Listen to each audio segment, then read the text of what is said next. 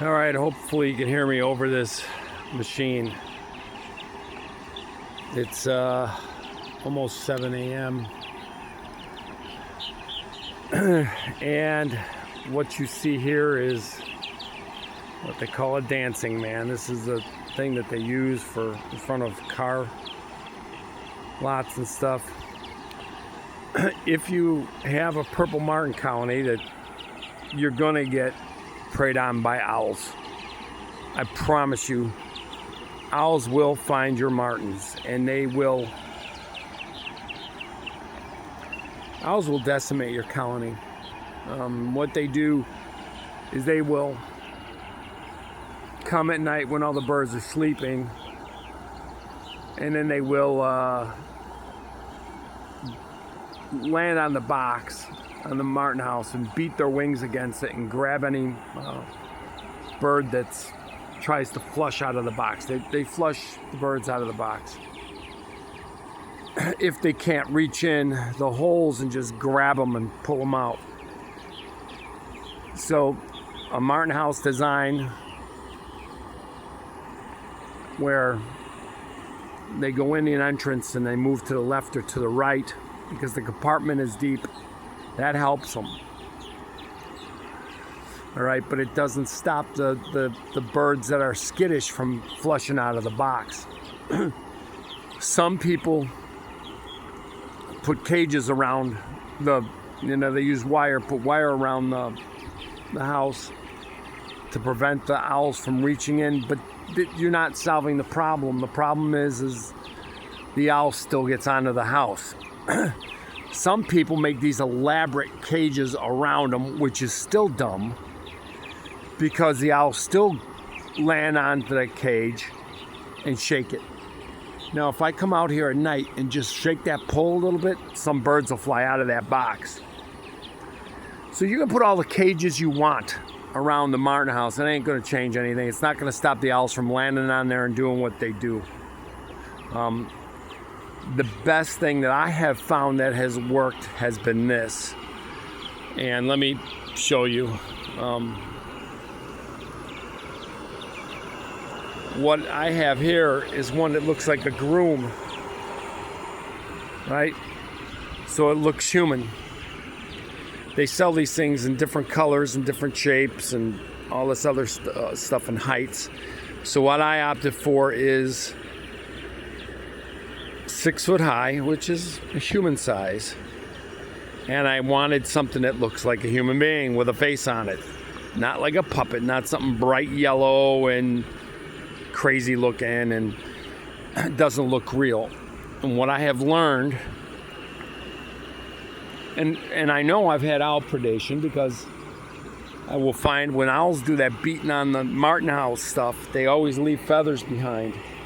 And then sometimes you'll find a small pile of feathers when they grabbed a bird and ate it.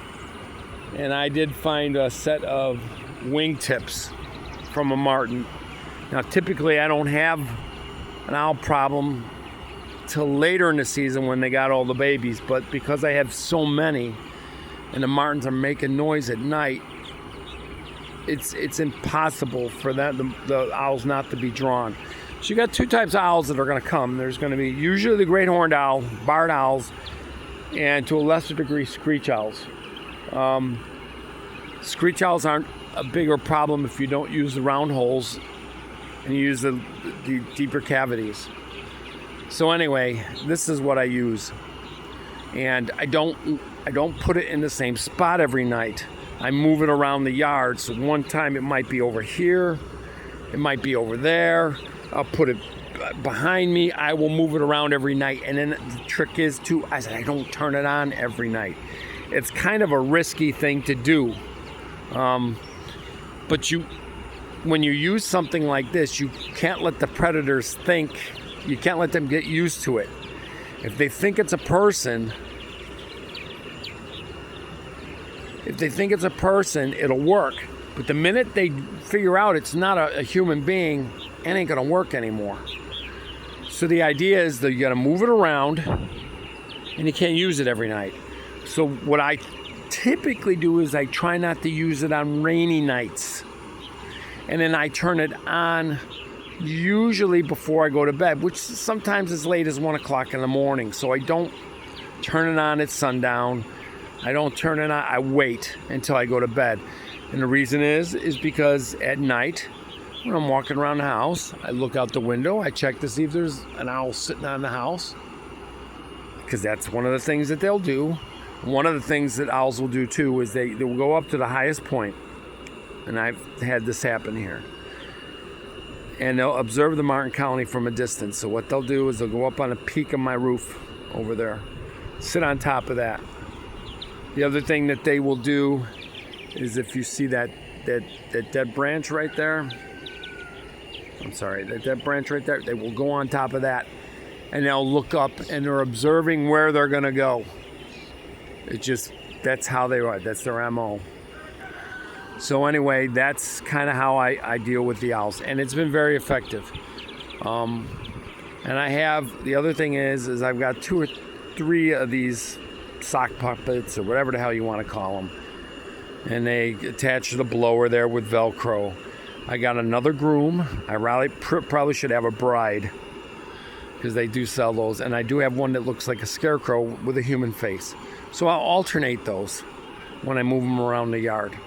And I'll do this until the martins are gone. And I don't put this thing out until I have a lot of martins. Well, I got a lot of martins, so I don't put it out early in the season. So, and then I'll just you can put it on a timer. Some people put them on a timer. But anyway, that's kind of that's how I deal with the owls. And turn it off.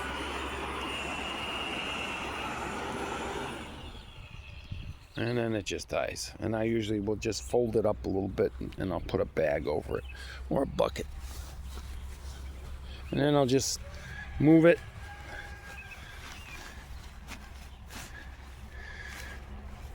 And I'll just move it and you can see it's faded. Yeah, there's a lot of time and effort to put, most of us, I shouldn't say most of us, there's a handful of people dedicated to the preservation of this bird. And it took me 20 years to get a colony started, and I started with one pair. Back in 2011. And then the next year I had 5, and the next year I had 12. And now I built it up to well over 100. I don't know what I got here this year, maybe 150 pair, maybe. I haven't done all my records yet, so still going through the houses. And I go through each and every compartment. I go through each and every gourd I go through. At least once. So I try to do it once a week, weather permitting.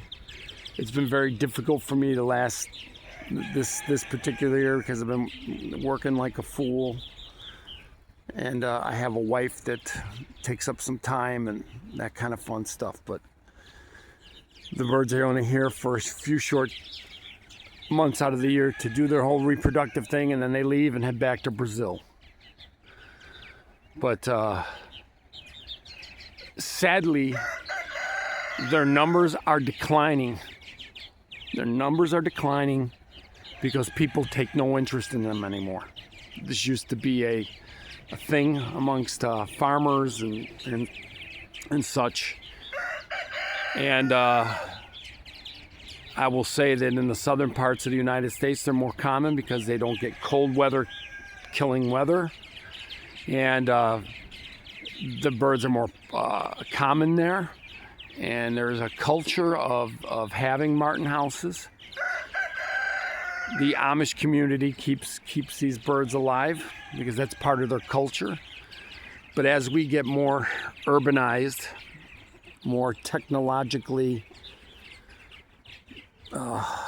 indulgent, so to speak, these birds are losing ground, because east of the Mississippi River, this is the only way they breed, is by human provided housing. And the other thing that I've learned is because there's pest control that goes with these birds. There's starling and house sparrow competitors that have to be dealt with. Most people that get started with martins don't want to deal with that. I tried to take a young man kind of under my wing to help him get started with this. I got him a free Martin house and everything else, and the house sparrow thing makes him crazy. I don't think he can't mentally dispatch them. He can't mentally deal with the idea that this is what you got to do with martins. And I have found that to be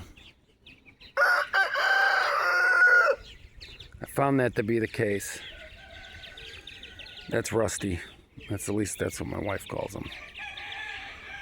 So anyway, to make a long story short, this is a citizen conservation project. Don't expect the government to come in there and help these birds. It's up to individuals to do this. Anyway, I hope that was informative, but that's how I deal with the owl problem. Maybe I'll make one on dealing with the accipiter hawks. That's the worst of all the predators. That is the worst to deal with. Now, there are some people that will say I don't have any predator guards and complain about that. I have no climbing predator guards, right? Certain parts of the country, rat snakes are a problem. Rat snakes will go up poles and clean out a martin house. Anywhere in the deep south, there's rat snakes. And then you're dealing with raccoons. And raccoons are a huge problem. I don't have raccoons. At least, not anymore. I mean, you see how you got chickens? You get poultry, you get raccoons, right? You got a pond, there's a pond right there, you get raccoons. Well, let's just say that since there's been development, so to speak, there is no raccoons. And I'm very well aware of when I do have one that's skulking about. So, to the people who say, oh, you need predator guards on there, that's fine. I might do a video on that one of these days. But if you have a place where you keep martins and it's an unoccupied, like a public place, you definitely got to have predator guards, because there are raccoons in abundance in most places you go to. So, anyway, I think that's good. Until next time.